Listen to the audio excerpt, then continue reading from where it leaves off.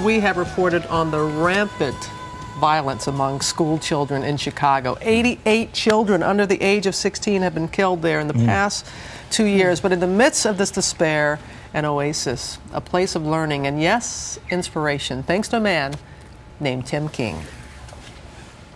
They are the latest young victims. 2 teenagers have been shot to death. A series of shootings that began late last night across the city's South Side. Much of Chicago's South Side is overshadowed by gangs, violence, and drugs. An environment where many young black men are losing their way. Some are even losing their lives. The statistics are numbing. In Chicago, you're seeing the perfect storm of all the negatives, all the ills that are happening to young black men in America. You're seeing a 37% graduation rate. And then 2 months ago, from the darkness, something emerged here. Something that has inspired me. I'm going to Earlham College to be a community organizer. I'm going to the University of Virginia to become a biomedical engineer. I'm going to Denison University to become a doctor. It was an unprecedented and surprise celebration at the Urban Prep Academy.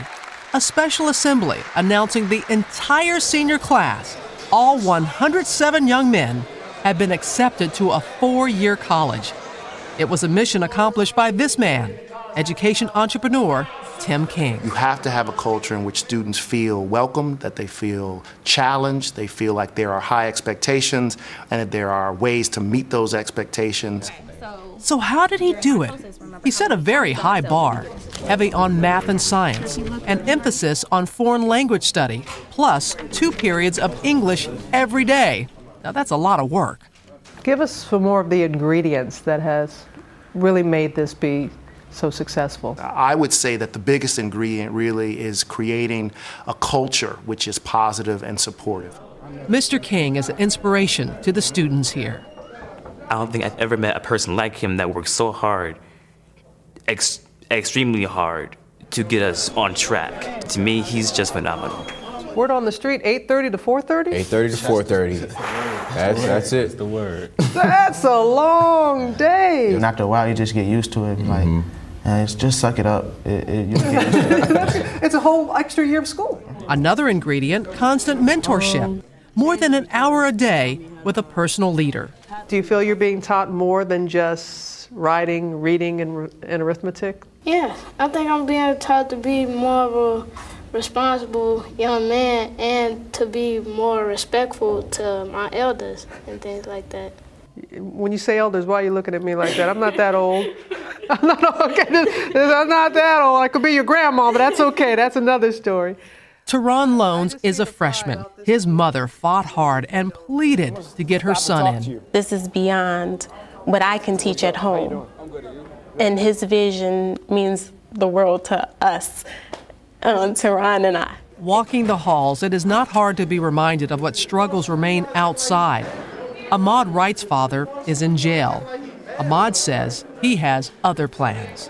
They're letting us know that there is a life beyond high school, and it's college, and without college, it's a slim chance of success. In fact, college is on their mind from the get-go. Some spend summers at universities like Georgetown and even Oxford. Talk about aiming high and getting a head start. I'm going to Trinity College to be a news anchor. Future news anchor Tyler Beck was eavesdropping on part of my interview and had a suggested question. What can be done to help those other areas besides Chicago? I hope that part of what we're doing here, in addition to educating the young men at Urban Prep, is also serving as an example to folks around the country for what can be done. All right, Mr. Beck, get out of here. You don't take my job just yet. Right, Can I keep my job just a little bit longer, Mr. Beck? Years. What is it like when you know that these young men are saying their lives would be different without you and the others here at the school? It's humbling to know that what we've done is going to change not just one life, but generations. So what is your hope for yourself and for Chicago? The hope for myself. I just plan to be somewhat successful in life and give back to the community that I lived in so kids can stay off the street and just do what they want to do. You're all going to be little Mr. King. So there's been a cloud over the whole race and whole issue with education and us stepping up to where we're supposed to be.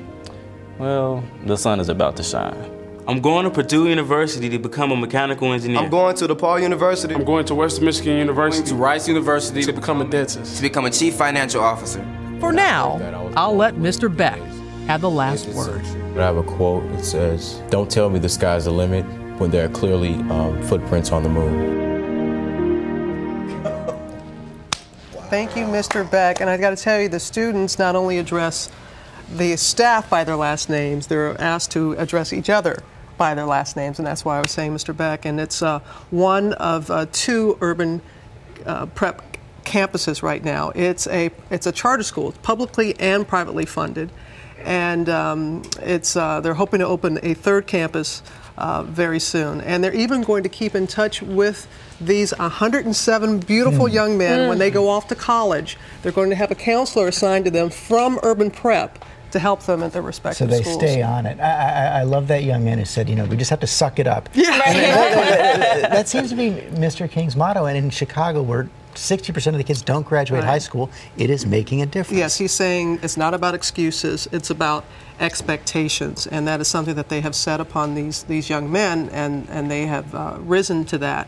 And I have to say, when Mr. King, right there in the middle, said about planting the seed and how it's going to help generations. My mother was the first in her family to go to college, a 1946 graduate of Howard.